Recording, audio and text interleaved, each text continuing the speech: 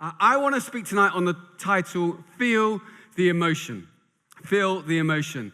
And tonight we're starting a new series looking at what we can learn from how Jesus navigates and responds to emotions in the Bible. And one of the fascinating things about the eyewitness accounts of Jesus' life is that Jesus and other people are often described as experiencing real and deep emotions. And so the scriptures, the Bible, it's not like dry, boring words on a page. They reveal something deep and amazing and remarkable about who Jesus is. And each incident we're going to look at, it teaches us something about who Jesus is, about what we might experience in life and how we might respond to that. So I'm going to read this first passage in Luke 7. So Luke 7, starting at verse 36. When one of the Pharisees invited Jesus to have dinner with him, he went to the Pharisee's house and reclined at the table.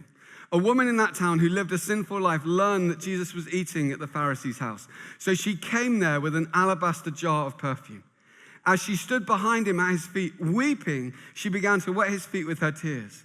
Then she wiped them with her hair, kissed them, and poured perfume on them. When the Pharisee who had invited him saw this, he said to himself, if this man were a prophet, he would know who's touching him and what kind of woman she is, that she's a sinner. Jesus answered him, Simon, I have something to tell you. Tell me, teacher, he said. 2 people owed money to a certain moneylender. One owed him 500 denarii and the other 50. Neither of them had the money to pay him back, so he forgave the debts of both. Now, which of them will love him more? Simon replied, I suppose the one who had the bigger debt forgiven. You've judged correctly, Jesus said. Then he turned towards the woman and said, Simon, do you see this woman? I came into your house.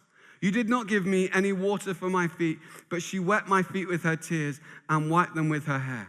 You did not give me a kiss, but this woman from the time I entered has not stopped kissing my feet. You did not put oil on my head, but she has poured perfume on my feet. Therefore, I tell you, her many sins have been forgiven, as her great love has shown. But whoever has been forgiven little loves little. Then Jesus said to her, your sins are forgiven. The other guests began to say among themselves, who is this who even forgives sins? Jesus said to the woman, your faith has saved you. Go in peace. First thing we see in this passage is Jesus always provokes a reaction. Jesus, it doesn't mean to stir things up. He doesn't want to cause trouble. Jesus is not addicted to drama. But because of who he is, when he goes places, things are stirred up. There's always a reaction. And what I love about this passage is just how much is going on in it. It's full of all sorts of crazy details. I worked as a criminal defense barrister for all of my 20s. And when I for years, I would read witness statements about events and about fights and about drug importations, about other things. And so you get used, when you're reading witness statements about disputed facts, you get used to listening and hearing about whether those events actually happened. You kind of develop a radar for the truth. And when I read this account, when I read about this event, I think, oh, this actually happened. Oh, this is real, what this is describing. Because there's all sorts of details in this account which you would never include if you were fabricating or making something up. So Jesus is invited to a dinner, and the way it would work in that culture is if a visiting person was coming through a town or a village, if someone was coming and visiting the community, one of the notable, distinguished people in the community would open up their house and they'd invite all the kind of most significant, most important people in the community for dinner, and they'd invite the kind of guest of honor as well, and they'd host them at their home. And so it was an opportunity for everyone to listen to and to see and to speak with the person who was passing through. And that person in this story is Simon. And so Simon opens his home, he invites everyone, and he invites Jesus too. And so he's obviously interested enough in Jesus to invite him to be kind of the guest of honor at his dinner and at his party. But he's also hedging his bets. He wants him to be close enough to have a look at him, but not so close that he might be associated with Jesus. He's a bit wary. How do we know that? Well, in the UK today, if you invite someone over to your house for dinner, generally speaking, and they come round, a number of things will happen. You'll knock on the door, ring the doorbell. They'll open the door. And then they'll say, hi, And they might say, how's your day? And you would say, great or wonderful, even if you'd been run over or fired. It's like the way it works. And then you'd come in, and then you have like some form of physical greeting. And so that could be like a handshake. It could be like a side hug. If you know them well, it might be a full-on like 2-slap back hug. Or it might be also in some parts of the UK, parts I've lived in central London, you have this kind of air kiss, but it's very confusing because it's a kiss, but you don't touch the person. So you kind of kiss. But sometimes it's 2 kisses. And so if you get it wrong, they can end up actually kissing you. So it's complicated. And then, but the most important thing, if you grew up in a different culture and you're new to English culture and you really want to be authentic, the most important thing is that there's awkwardness about the whole exchange. So it's a little bit of like, oh, are we going to do this? Are we going to do this? How are we going to do this? Da, da, da, da. And then after you've gone through that kind of welcoming ritual of being a bit awkward and be hugging or kissing, then you take their coat and you'd hang it up, and then you'd bring them in, and you'd get them a drink or something like that, and you'd show them a place to sit. And you'd do all that without even thinking about it, just to make sure the person knew they're welcome at your home. Now, in the UK, we're okay at hospitality. We're okay. I wouldn't put it higher than that. We're okay. If you grew up in a different culture, if you grew up in, say, an Asian Pacific culture, or African culture, or a Middle Eastern culture, I just want to apologize on behalf of English culture for the way you've been hosted. No, it's not great. And, if you go to a celebration in the Asian Pacific region, generally you'll have roast duck. If you go to a celebration in Africa or Middle East, you generally have a roast lamb. And if you go to a celebration in England, you generally have quiche. And there's not much you can do about that. We've got a long way to go. But in the Middle East, particularly at this time, hosting was an art form. You were hosted, and people prided themselves on how well they hosted guests to their home. So Ditz is going to demonstrate this. Ditz, come up. So he's going to help me. Would you welcome Ditz? So firstly, there was no shy awkwardness about the physical greeting. So there was no air kissing. You would generally, and still today in lots of Middle Eastern cultures, you would give people at least three proper kisses on the cheek. And so you do alternate 1, 2, 3. Now, because it's a bit awkward, I'll just pretend, but it's like, and then Ditz might reciprocate, which he doesn't have to do. And so that would be the first thing. No awkwardness. You'd probably kiss them to let them know they're really welcome. And then, of course, at that time, there weren't many good roads, and only the rich had horses. So if you're walking someone's house for dinner, you would get muddy or dirty, dusty feet. And it was sweaty and hot, and so you're going to be reclining at very low tables on cushions. Your feet are going to be quite close to another person's face. And so just out of courtesy, you would give them a bowl of water and a towel for them to clean their own feet. You don't clean their feet, that's another story. So they would clean their own feet, and then you would give them some kind of perfumed oil. In order to, because it's hot, it's sweaty, you're going to be in close proximity to other people, so you give them some kind of perfumed oil to put on their head and put on their body, just so they smell a bit nice. And I've got some oil, which is perfumed with olives, and so I could give you that. But I might have some, if I dig around, I've got something else. So I can just, there we go. There we go. Brilliant. And so Ditz is set. So I would do all that without even thinking about it, Middle East at this time in that culture, just to make sure Ditz knew he was welcome. So thanks, Ditz. Thanks so much. But what is fascinating about this story, what's fascinating about this incident, is that Jesus comes into the house and none of that happens. Nothing happens. Everyone keeps their distance, and he just stands there. No welcome, no physical greeting, no water, no perfumed oil, nothing. And if you were there, it must have been so awkward. I mean, you can imagine how Jesus felt. If you've ever been invited to something, but known that you're not really welcome, you can imagine how Jesus felt. The kind of embarrassment of that. Dishonored. Stood away, people backing off from you. But he doesn't react, he doesn't storm out, he doesn't throw his toys out of the pram, he just waits.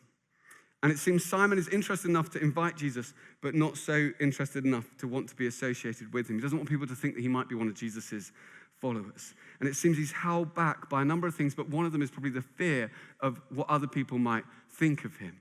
And I want to be honest with you, there's times in my life I've been held back from getting close to Jesus by the fear of what other people might think about me. I grew up in quite a rough area. I went to a very rough school. My school was surrounded by 2 massive council estates. And my parents went to a church which was across the road from my school on the edge of one of these council estates. And they would take me to church. And one of my great fears in life was that people from my school might also go to my church. And therefore, people at my school would discover that I went to church with my parents. Because that would be like social death as far as I was concerned. And so I was so afraid of it. And then one night, my dad took me to church. And I was sitting there about 5 rows in from the back, trying to keep a low profile. And then to my horror, a whole gang of guys, the most dangerous guys from my school, ran in at the back of the church. And I didn't notice at the time, but it turned out they'd been doing a commercial burglary down the road. The police was after them, and so they'd started running down the street. And they'd decided, where can we seek refuge? Where can we escape the police? And they'd said, the church, which when you think about it, it's quite nostalgic. It's quite a nice touch. You know, it's a warming idea that people still feel they can receive refuge in the church. So they kind of ran in, balaclavas coming off and all that kind of stuff, ran in the back with their gloves to hide from the police. And so I kind of looked over my shoulder and thought, oh no, I don't believe it. This is a disaster. But I thought, it's okay. As long as I look forward, they won't recognize me from behind. I'll be okay. So I was like staring straight forward, like rigid, focusing very hard on the person at the front. That's it, yeah, like that. And then to my horror, I heard my dad's voice, who'd probably been praying for something like this to happen for years, saying, welcome, welcome, come in, you're so welcome. Steve's over there. And so to my horror, I then had to kind of turn around, and they were just like, anyway, so the next day I was terrified going into school. I went into school, I thought, it's going to be bad, it's going to be really bad, I'm going to be beaten up or ridiculed or humiliated, I don't know what's going to happen, something bad's going to happen. And then I was walking down the corridor after a lesson, and I saw the biggest of the dangerous guys coming the other way, and he stopped in front of me, looked me up and down. I'm like, here we go. And he goes, Foster, you go church? I was like, yeah. He was like, safe. Doesn't sound like much. There's a lot of profound, things going on in that conversation, those 5 or 6 words. And he walked off the other way, and as I walked away, I was like, that's it. I've been worried about this for years, and that's it. Turns out it wasn't that big a deal. And it's crazy because I almost let my fear of what others might think determine how I responded to Jesus. And my anticipation of their reaction almost determined the extent of my response. And I was completely wrong. It's been said that in your teens and your 20s, you worry a huge deal about what other people think about you. In your 30s, you worry a bit less about what other people think about you. In your 40s and 50s, you stop worrying about what other people think about you. In your 60s and 70s, you realize that people aren't actually thinking about you. Simon doesn't welcome Jesus. And he shows it's possible to be close to Jesus and yet completely separate to him.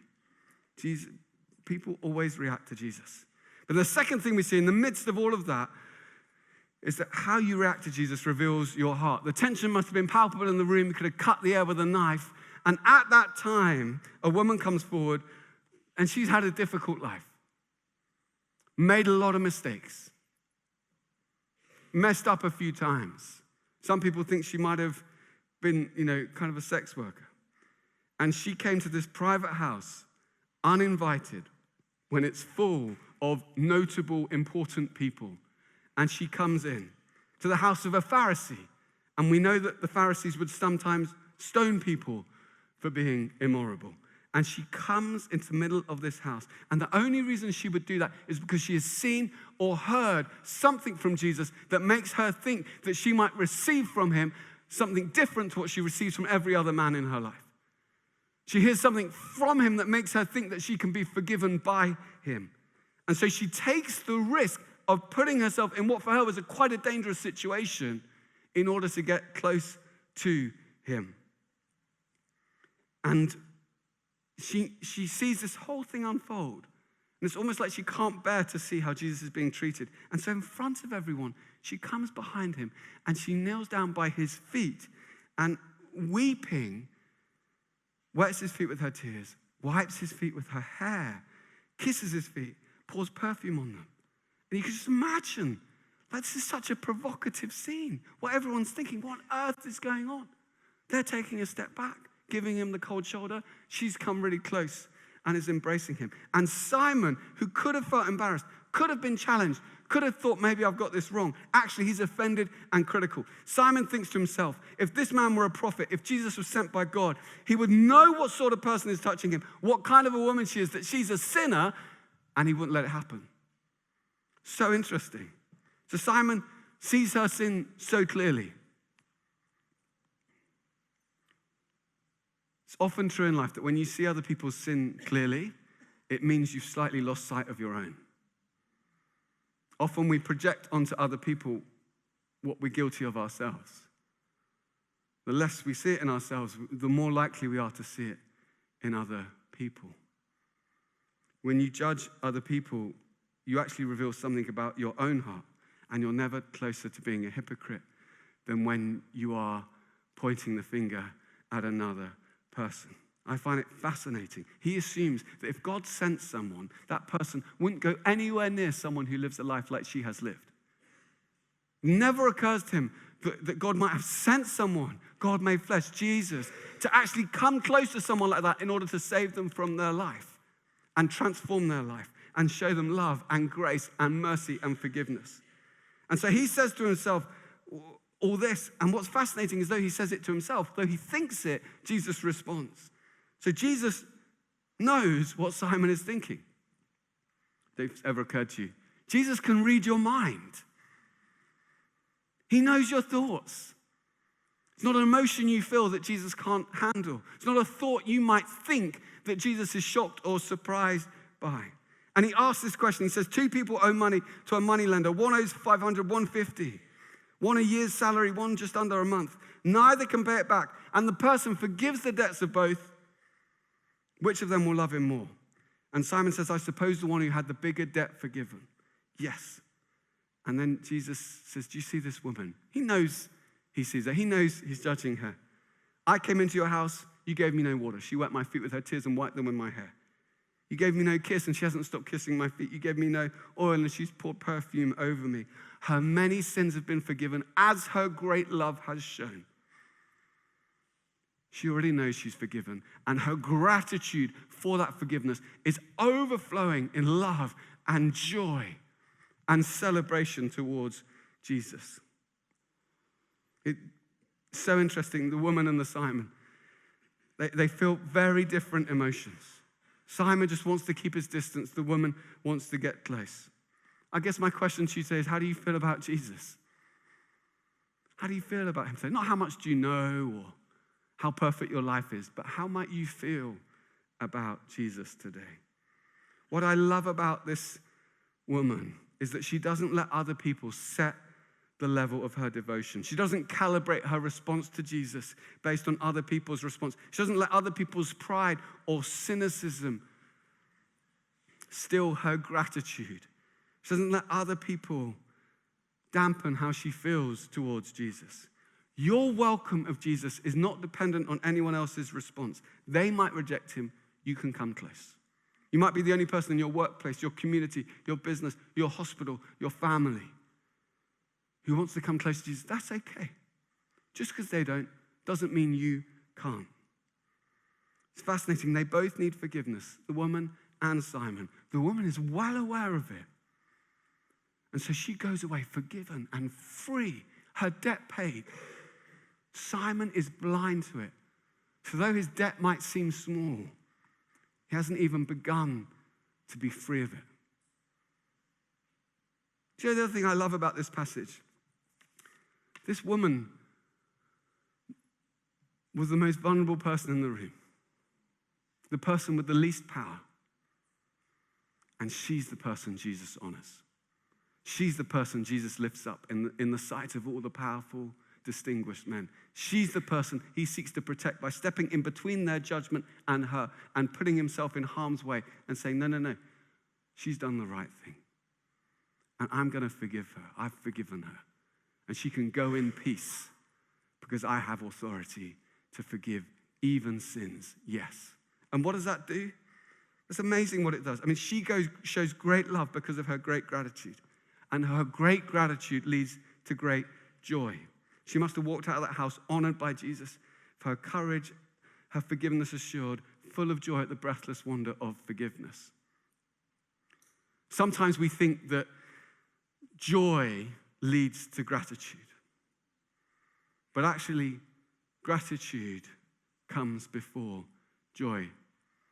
Harvard Medical School did a research paper where they gave people 3 things to write, 2 lines on every day for a month. The first group, they had to write 2 lines of things they were grateful for. They wrote away every night. The second group had to write 2 lines about people who had annoyed them in the day, and they wrote that down. The third group just wrote whatever they wanted. At the end of the month, there were significant benefits to the health, the physical health of the people who were writing 2 lines of gratitude each day.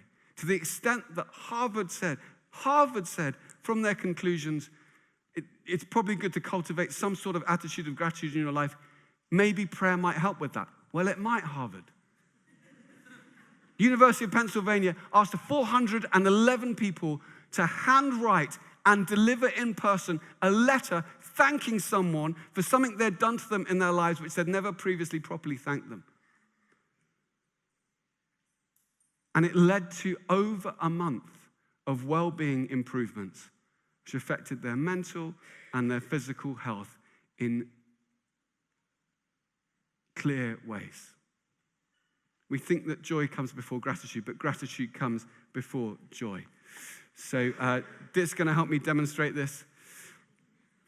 Thank you so much. This could go horribly wrong. If all your hope for gratitude is founded on your experience of joy, it can be a bit challenging because it's very hard to influence joy. You know, you say, well, I'll be grateful once all these things I want come to me. I'll be grateful once God gives me everything I want in life. And so you think, right, okay, that's all I need, then I'll be happy. And so you're kind of trying to rest your gratitude, You rest your gratitude on your hope for future joy, and that's quite a difficult quite a difficult thing to do, as you can see. But it's not joy that makes you grateful, it's gratitude that makes you joyful. And you can influence gratitude. So you can say tonight, you could say to God, God, would you show me what I've got to be grateful for? God, I don't want to be like Simon. You know, sniffy at the edge, frowning at other people. I want to know in my heart what I need to be forgiven, and I want to know that I am forgiven by you. And I want gratitude at how you've forgiven me to well up in my life so that it might establish in me an unshakable and firm foundation for joy in my life, because gratitude comes before joy. Thanks, Didier. Just try not to knock someone out over there. Gratitude comes before joy, and this woman experiences the great wonder of forgiveness, breathless wonder of forgiveness. That sparks in her a remarkable gratitude, and that leads to an overflowing love and an overflowing joy. And this is a great day to come to Jesus, whether for the first time in your life or for the 100th time, and just say, Jesus, I don't want to keep you at arm's length. Don't want to be neutral about you. I want to come close to you. I want to experience what you have for me. I want to experience that wonder of forgiveness that this woman felt. I want to go into my workplace, my home, my business, wherever you've positioned me, overflowing with joy and love because of the gratitude at what you are already doing in my life. Just think of the difference we might make. In Jesus' name, amen. Amen.